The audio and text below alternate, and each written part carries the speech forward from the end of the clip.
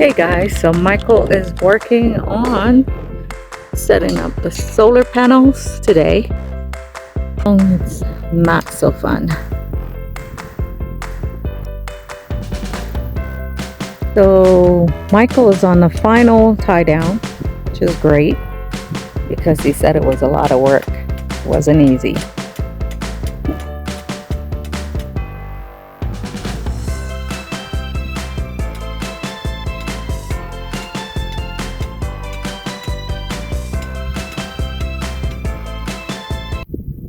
Good morning, everyone. Hope you're having a fantastic day.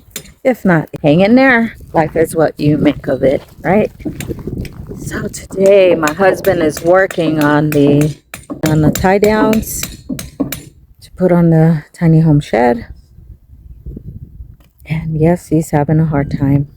It's the first time doing this, so bear with him.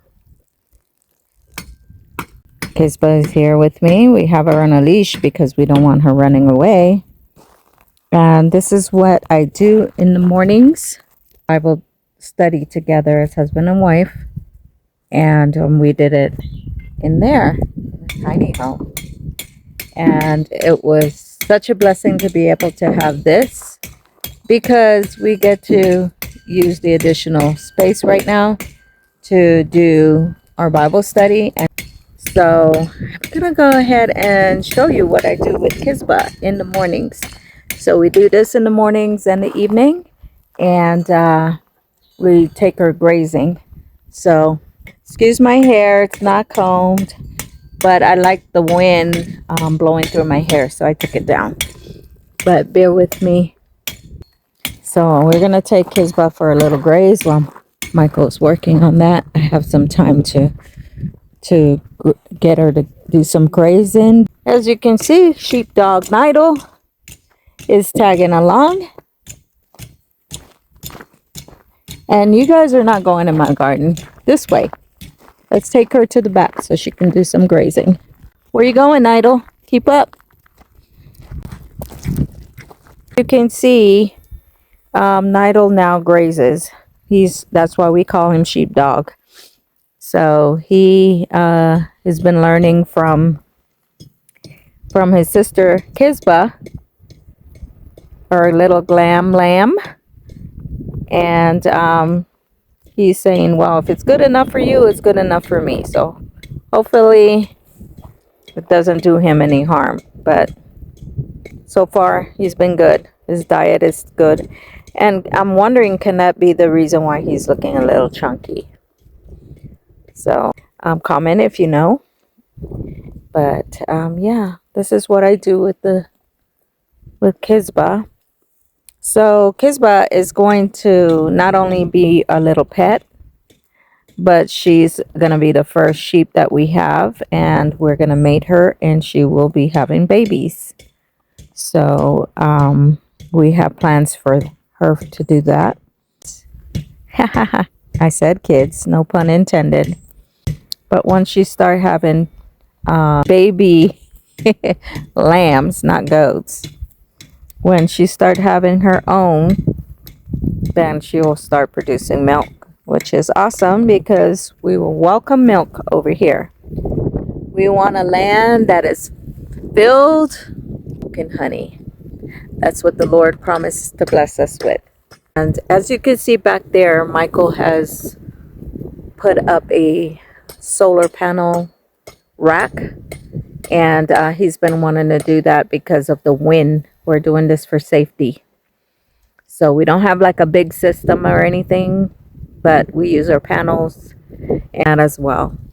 We got quite a few projects going on. The next one is we want to insulate the shed because it's hot in there.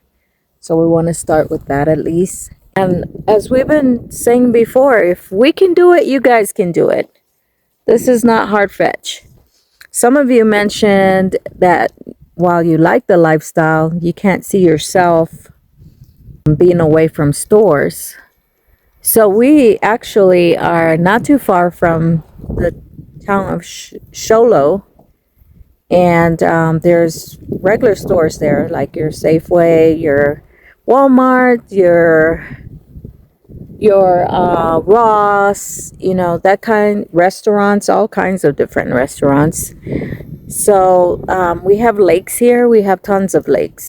Where we're at on our homestead, we were fortunate to be able to have a place where we're able to get into town soon enough, between a 20-minute, 30-minute drive, depending on where you're going, for shopping, and rural enough to just, well, you know, look at this, rural.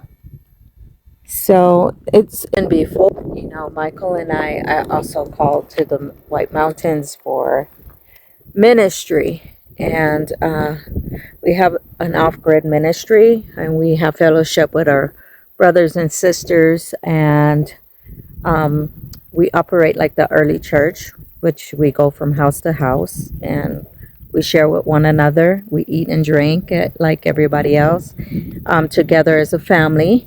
So we brought back the importance of family dining, and so our fellowship is a part of that as well with our off-grid community. And so we are always inviting, hey, you want to go meet up? You want to eat? You want to get together? You know, take a break from all the homestead affairs. And that's very important for us to be able to do that as well. So again, you know, our channel is a little bit different because we are off grid and we're homesteading, but we are also a community, which is different. And we have fellowship, and like I mentioned. So that's important for us, that while we're building communal. So you will see like an outdoor kitchen. We can have people come together. We also are big on nightlife here. We want the property to be lit up with. So we're collecting solar lights. So if any one of you have some old solar lights that you're not using, please send it to us. If you don't mind sharing that with us and donating it to our ministry, because we want to have that type of setup. And as I mentioned before, you know, our home did not make a profit. We actually weren't able to make a profit with our home when it was sold. So we have to be frugal, and you know, being frugal is important for us. So we don't have a ton of money to be doing these builds and whatnot. So we rely on our channel, you know, that we're hoping that our channel will be successful so that we can generate some income to help us with the bill on the homestead. So also, we have a join button for the channel to be supported.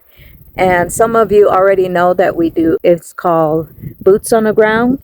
And this is where a lot of people reach out to us by email and ask us to help make a connection for them to find raw land so that they can transform it and do the same exact journey that we've done in getting land and building a homestead from scratch. So we've been doing that, and we've helped quite a few people find land, and some of them are still in the process of doing that, you know, but they come up here and they realize that they really do like up here, and so they start their land search. And so with Boots on the Ground, we've been able to offer people where they're not able to come down here straight away. So we get together with one of our off-grid members, Rebecca, and we get together with her, and she's a realtor, and she helps our off-grid community find land. So we are all believers. Our faith is a lifestyle for us, and so we help our brothers and sisters find land. You guys are always welcome to email us if you have any questions, or if you need help finding something in the vicinity. Some of you reached out for containers. Where do we buy our containers? Some of you have been helped by us to find out where you can get sheep and all that. So, you know, we want to help you guys have a successful journey and create your own off-grid as well. So these are some of the things that we cover here on our channel. We've been having such a great support, and thank you guys for helping us meet 1,000 subscribers. We're so excited about that. So hi everyone. So today you saw before that we got this shed, and we decided to put it up on blocks. We wanted it up high off the ground in order to do a porch and be able to have it up a little bit higher so that when it rains and stuff that you don't get the splashback on the siding and everything. We just wanted to have that clearance, and then we'll skirt it later. But one of the things you have to do out here is it's real windy, so I had to do some tie downs for it, and I got one on each corner because this is a 20 by 10 shed. So I got the tie downs here. If you want to look real quick, you can see that I installed the tie down, and the rods go into the ground. They're like, I think 32 inches, and they crisscross, and one style that you can use for areas that have rock like this. So with these type of ground anchors, the bars go in the ground like this. So the little part that they go into, where the strap connects to and everything, that even has its own little rod that goes into the ground. You have to do that first. But what I found when I was doing it is you got to make sure that it's in at an angle, because if you just put it straight in as you're putting the two rods in, you have to kind of do them evenly, because it starts to lift that up out of the ground. And you can see even at the angle, it's still kind of lifted up out of the ground. So I had to redo like 3 of them because they kept popping up. So when you're doing it, you got to make sure to get it at a little bit of an angle. And then you want the straps at about a 40 to 45 degree angle, for if there is a heavy wind, it'll hold it for the heavy winds. So now it's strapped down. where'd you find these? And these I found on Amazon. I was trying to find somewhere local that sells them, but I couldn't find any places. I didn't go into Home Depot to look for them, but I did look online, and I couldn't find them on their website. So I did find these on Amazon. I had to buy everything separate. The ground anchors, the bolts right here, you have to buy separate, and those are a special type of bolt because it's got a slot in the middle of it, and the strap fits through, and then you pull it through, and then you have to cut, because the straps come in like 10 foot lengths, so you have to cut some of it off of there so you don't have so much excess. And then you have to get a wrench on one side, and it's good to have like a ratcheting wrench, because you can push it like that, and then as you can see, it's got like a kind of like a square head, and that fits into this little slot like this. So you gotta put the tension on the strap first, and then this is the bolts that I got right here, tie down. You see it says slotted bolts and nuts. They did short me one bolt when I got the package. You could tell it looked like somebody returned it, and I tried to contact them, and I tried a couple times, and I couldn't get a hold of anybody. They wanted me to go and send this back in and all that, go into town and send it back in and wait for another one, but I'm like, I don't have time for that. I need to get this thing tied down. So Amazon will make it right, because we live in the rural area, and then it's an inconvenience for packaging that they did not make correctly. Yeah, but you can see, like I was saying, it has a slot in here, and that's where the strap fits into it, like that. So once you got it on the little stand, you can see this is the part I was telling you goes in the ground. So you want to kind of, and this has a swivel top on it. And these, like I said, I bought these. It was a kit. It came with these, and these are the rods that go on it. So you can see they're pretty long. And Where does that go? so, like I said, you want to put this at a little bit of an angle, because if you put it straight up and down, as these go in crisscross, and as you're hammering them in, it starts to pull this up.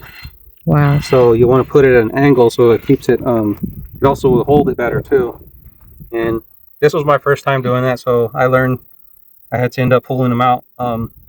But yeah, you hit one right here, and then the other one goes right here. And I found out if you just hit a little on this side, hit a little on this side, just kind of go back and forth on them, then it keeps it even. Because if you keep going on one side, it starts to lift this up. So that was one thing I learned too. So if you ever have to do it. So you learned a new skill. Yeah. How to do tie downs. And this is the same company, I think. It says tie down manufacturer. This one's the same thing, tie down. And then the straps. I think when I searched it, I looked for manufacturer home tie downs or something like that on Amazon. And the ones that they have, they kind of hook to the frame of the manufacturer, because I have metal frames. So with this, it's a wood. So you just have to get it to catch on the wood. And then I just brought it from the inside and wrapped it around like this, and then it comes out at 45 and pound it into the ground. So let me see if we can get a picture of what that looks like. So you can see it there. And it's fully attached down there. And as long as those nail heads are, they're driven into the ground. So for all other purposes, hopefully Amazon will make it right. yeah, And we're going to go ahead and share that link to the description if you want to purchase these. Michael is an affiliate of Amazon. And so he does earn a little commission when you buy through our channel with the link. So we do ask if you guys are deciding to make these purchases, if you please use his link so that you can support the channel and help us to be able to get things done on our homestead. yes. So Yeah, you do. And these are considered like a hurricane strap. They use these for manufactured homes, like I said. So you can see that they're going to hold it pretty tight. You get that tension on the strap, and it keeps it from getting that motion pushed up or side to side, because you see that we have the blocks here, and with the heavy winds, I mean, these things do weigh a lot, but yeah, you get a good wind and it can knock it over. Yeah, one of our subscribers mentioned that the storage will just, fall over with the wind. So we did want you guys to know that we had already ordered these, and today was the day we got them put in. So just because you saw them that they weren't on there doesn't mean that we weren't going to get it done. We were just waiting for them. They had to order each one of them separate, and they all came at different times in the mail, so I was waiting to get them in the mail. Right. So, but there's different types of tie downs as well. And we're going to go ahead and just walk over by the tiny home trailer and show you the ones that we have on there. And Michael could tell you a little bit about that, because I am clueless. What do I know? I'm just a girly girl. Yeah. But these kind aren't as heavy duty. I could have used those straps on this, but because I use this, we can move this. It's a trailer. I had these tie down straps, are actually straps that I bought for when we were coming up here, and I had my Jimmy on the trailer. They strap down on the tires and hold it down to the trailer. So I had those already, so I went ahead and just wrapped them around the frame of the trailer, and I strapped them down. And then those ground anchors are the screw-in type, so those screw in, and you can use like an impact drill, and then it comes with a wrench part on it, and once you get them in further, the impact won't go anymore, so you have to use the wrench to keep turning it. And then the little circle thing on the top, you can unscrew that, so you screw it back in, and then you can hook a strap or something to it. right. So those type are a little bit different, because I wanted to be able to take them off, those type right there, in case we have to move the trailer. So those over there, they're a little more permanent. I mean, you can unscrew the bolt and stuff to take them off, but It's a lot of work. Yeah, those are a little more permanent, and trust me, I just had to take 3 of them back out of the ground, and it's not fun. Yeah. Because they didn't go in right the first time. So that's why we didn't record it. Yeah.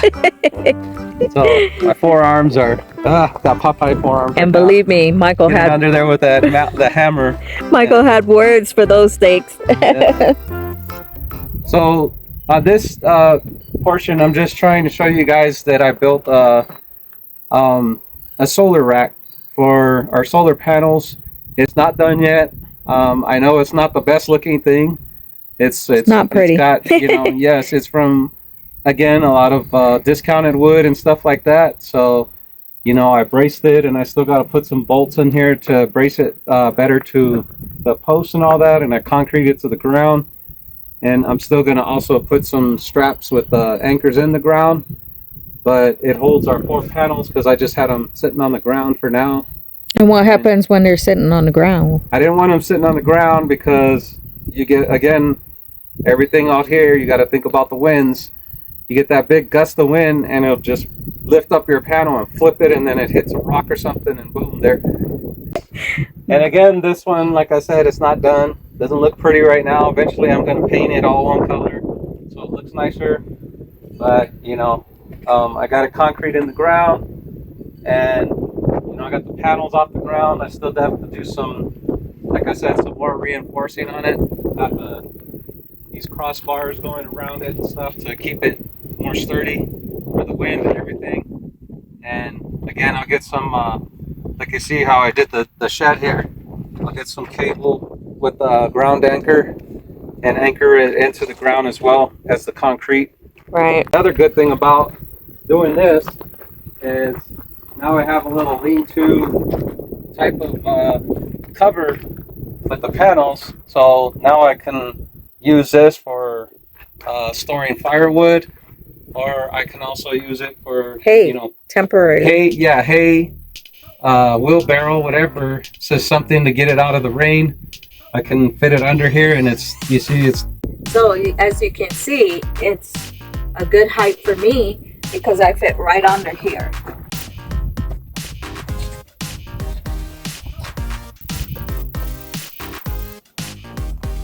So here Michael is moving the hay over to the side.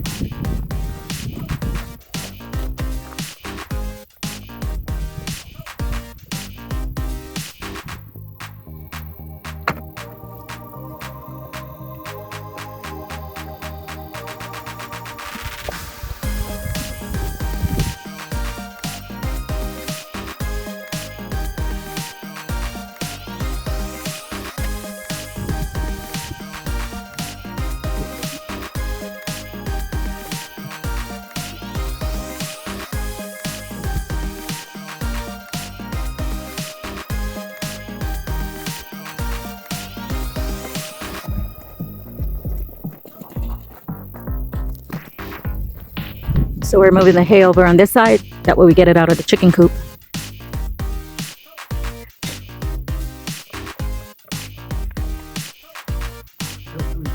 Yep, he sure is. That's one sheepdog that helps. He's a supervisor.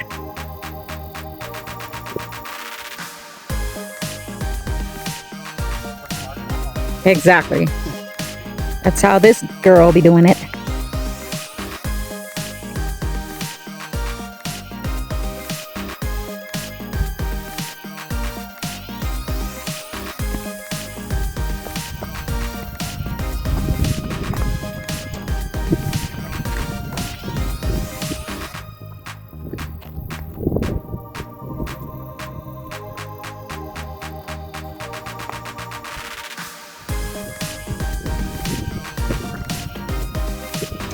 Yeah.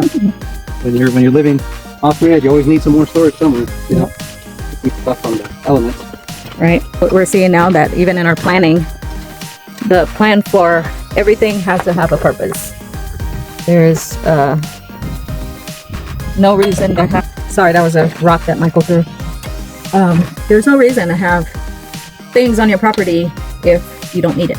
And we're one of those who are very clean.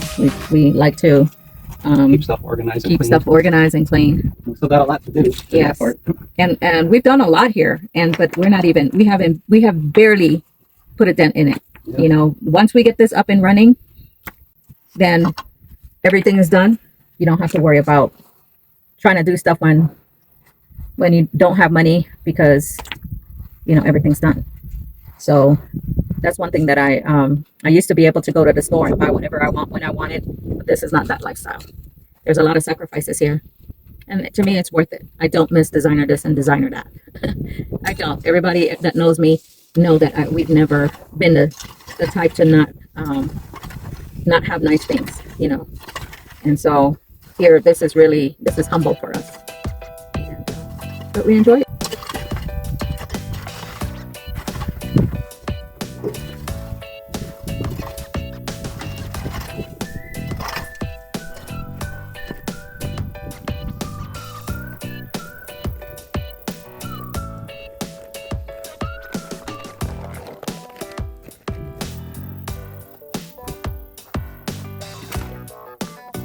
Okay, guys.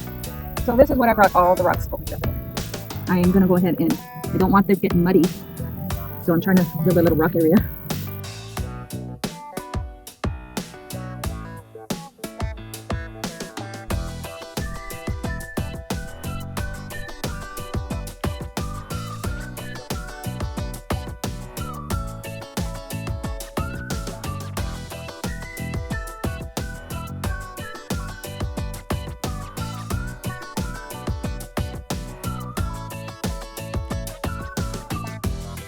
And we divide the task up so we can get more done.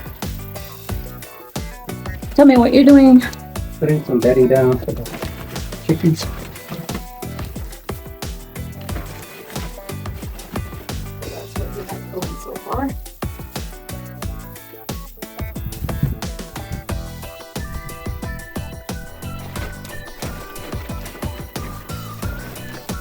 And we got this bedding from Tractor Supply, I believe.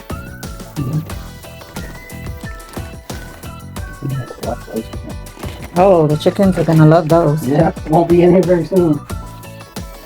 So we're getting ready to move the babies in here. They're big enough. They're jumping up. They're practically almost flying out. So gonna move them in here. And of course, we're gonna have them secure. This is what we did for this chicken coop. Nothing fancy. Just apartment, not a condo. And it's not the Trump hotel. But it'll work for them. Hey, they're gonna live better than most chickens.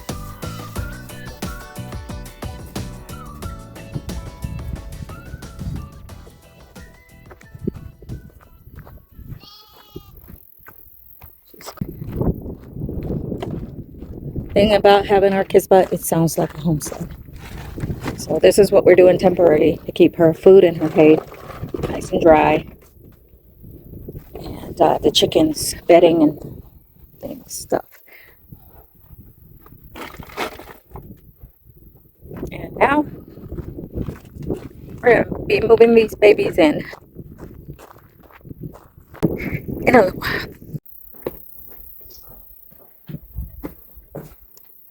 So this is what we're going to be putting the chicks in for now. I said we'll call it the Coop de Ville. Coop de Ville. Here's the chicken Coop de Ville. Come in real quick. Take them out. Come on, Michael. Come in. Let me see. Oh.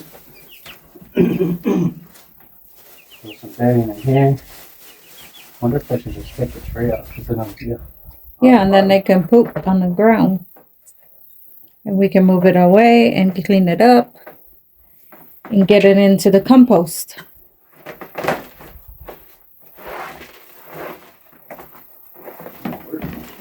So you use what you have, and we have a dog kennel. Sorry, buddy. He's like running around like, where do I go? Recycle, reuse. We've had to use this kennel before. The heat lamp, a lot of the stuff we kept because we had chickens and stuff before, so. Yeah, the chicks and the chickens are not our first rodeo. So we have some experience with chickens. If you have chickens, you know they're very curious little creatures. They want to see what's going on, what you're doing. Okay, girls, okay. Just a minute. Just a minute. You guys will be happy in a minute. So, put the heat lamp in here, so they're coming an extension.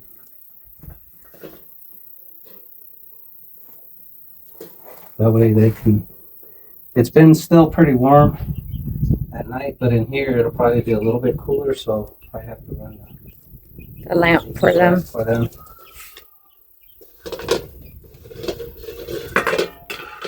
And you can hear someone's calling.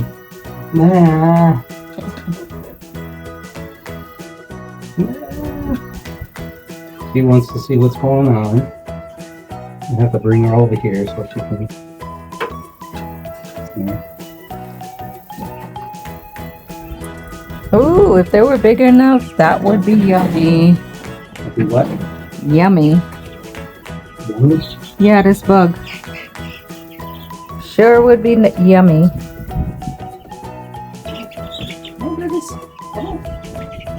One's in. Two little chicks. Three little chicks. This is where you count with us. Four little chickadees inside of their new home. Slots. Get out of there. I sure hope not. Come on.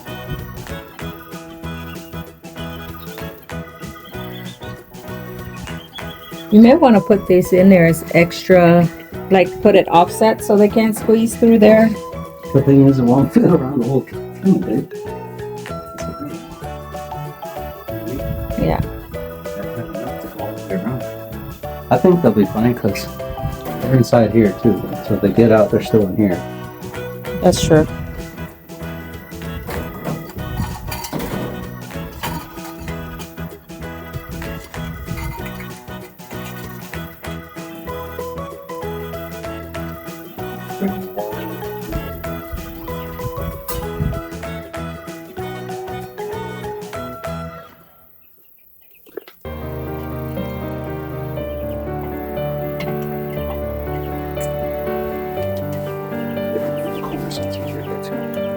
So we haven't named them yet.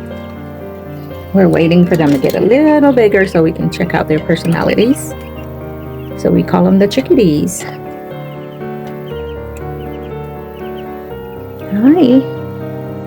Hi. Hi, chickadees. Okay. He's getting jealous. I know, he's over here trying to coax me to give him some attention.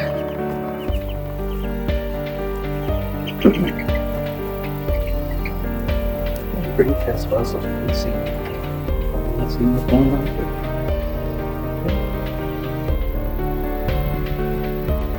here. So this is where their home is. Okay, so we have all the chickadees in here. And we're gonna have Kisbah in here too during the day. She can be in the shade, nice cool breeze coming in, and she can graze. So that's what we've done so far.